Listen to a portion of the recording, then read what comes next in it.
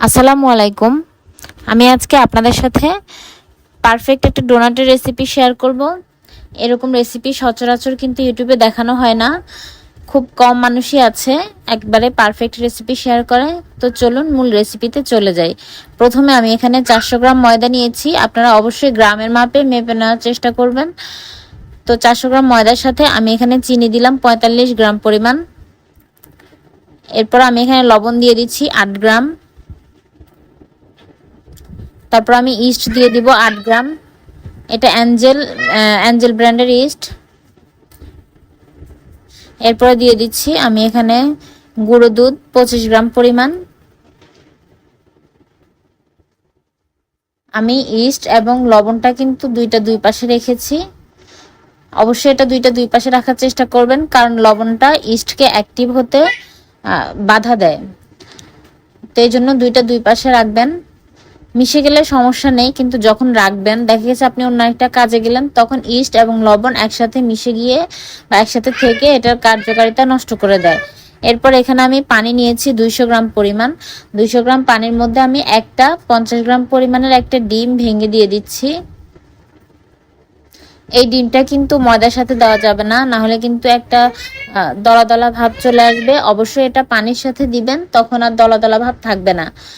আর এই ডিম এবং পানির মিশ্রণটাকে সবার প্রথমেই কিন্তু মিশিয়ে রেখে দিবেন একটা সাইডে। তারপরে হচ্ছে আমি ডিম এবং পানির মিশ্রণটাকে ময়দার সাথে দিয়ে দিলাম, দিয়ে খুব ভালোভাবে মেখে নিচ্ছি। এটাকে কিন্তু হাত দিয়েই মাখাতে হবে। একটু শুকনো মনে হতে পারে, এটা মাখাতে মাখাতে কিন্তু ঠিক হয়ে যাবে এবং এটা একটা সফট ডো হবে। যতটা সফট হবে ততটা আপনার যে প্রোডাক্টটা তৈরি করবেন ততটাই ভালো হবে। তো এখানে আমি তেল দিয়ে দিলাম। তেল নিয়েছি আমি এখানে 40 গ্রাম পরিমাণ। যদি আপনারা বাটার ইউজ করেন এখানে 30 গ্রাম পরিমাণ দিয়ে দিবেন। তো আমি এটাকে খুব ভালোভাবে এরকম একটু ছিঁড়ে ছিঁড়ে কিন্তু ডলে নিচ্ছি। তেলটা কিন্তু কোনোভাবে আগে মেশানো যাবে না। যখন আপনার চিনি এবং ইস্টের দানা মিশে যাবে ময়দার সাথে, এরপরেই কিন্তু আপনি এখানে তেল বা বাটার মেশাতে পারেন। এরকম ছিঁড়ে ছিঁড়ে মিশিয়ে তেলটাকে 2-3 বারে দিয়ে তারপরে মিশিয়ে নেবেন, মেখে নেবেন, আর একটা সফট ডো তৈরি করে নেবেন। তো দেখুন কতটা সফট হয়েছে, মসৃণ হয়েছে ডোটা। এখন আমি এটাকে রেখে দিব প্রায় 40 মিনিটের মতো।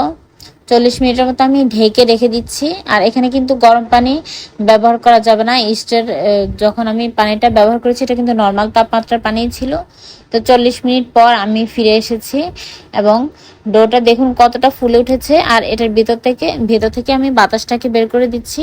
আর এটা এই পর্যায়ে কিন্তু আর খুব বেশি মথামথি করা যাবে না, শুধু বাতাসটা বের করে নিয়েই এটাকে আমি দুইটা ভাগে ভাগ করে নিচ্ছি। একটা ভাগ একটুখানি ঢেকে রাখছি কতক্ষণ সময়ের জন্য। তো আরেকটা ভাগকে আমি 40 গ্রাম পরিমাণ ডো নিয়ে আমি ছোট ছোট বল আকারে তৈরি করে নিব।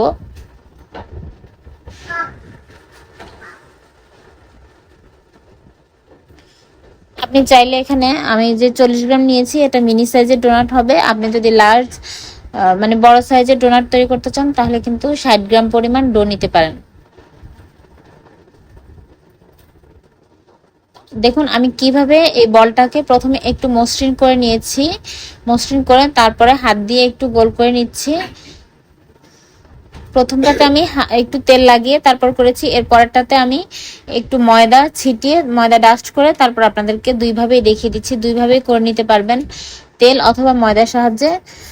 যেটাই ব্যবহার করেন খুব সামান্য পরিমাণে ব্যবহার করতে হবে। এরপরে আমি সবগুলোকে একটা জায়গায় রেখে এটাকে ঢেকে রাখছি।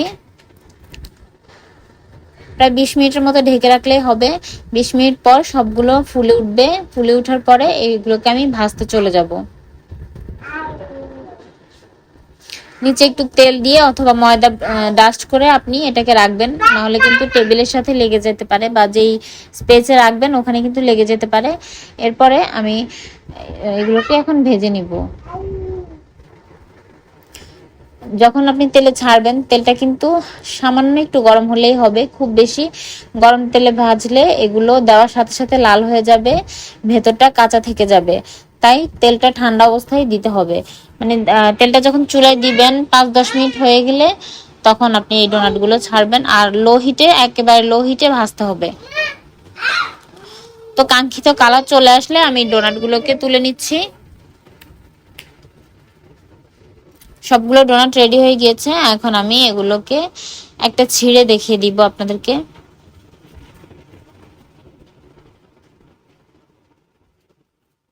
দেখুন কতটা পারফেক্ট হয়েছে, ভেতরটা একেবারে জালি জালি বা একেবারে পাউরুটির মতো দেখতে। আপনারা আমার এই রেসিপিতে তৈরি করে দেখবেন, একদম আপনারা দোকানের মতো স্বাদ পাবেন। তো এগুলোকে আমি এখন চকলেটে ডিপ করে নিব। এই রেসিপিটা হচ্ছে বেশ কয়েকদিন আগের, তো যার কারণে আমার মোবাইল থেকে চকলেটে ডিপ করার ক্লিপটুকু কেটে গিয়েছে। তো সমস্যা নেই, আমি আপনাদেরকে বলে দিচ্ছি। এখানে ডার্ক চকলেট গানাশ কোটিংটা করার জন্য ডার্ক চকলেট লাগবে আপনার 100 গ্রাম, আর আপনার এখানে হুইপড ক্রিম নিতে পারেন 70 গ্রাম পরিমাণ, আর বাটার দিবেন 10 গ্রাম পরিমাণ। এগুলোকে ডাবল বয়লারে আপনি মেল্ট করে নেবেন। তারপরে মেল্ট করা হয়ে গেলে যখন ডোনাটটা আপনার ঠান্ডা থাকতে হবে এবং চকলেটটাও ঠান্ডা থাকতে হবে, চকলেটের মিশ্রণটা ঠান্ডা থাকতে হবে। তো ঠান্ডা হয়ে গেলে ফ্রিজে রেখে ঠান্ডা করা যাবে না, নর্মাল তাপমাত্রায় রেখে ঠান্ডা করতে হবে। ঠান্ডা হয়ে গেলে আমি এক একটা ডোনাট সেখানে ডিপ করে নিয়েছি। তারপর একটুখানি আমি এখানে হোয়াইট চকলেট ব্যবহার করেছি, আপনারা ডার্ক চকলেট ব্যবহার করতে পারেন।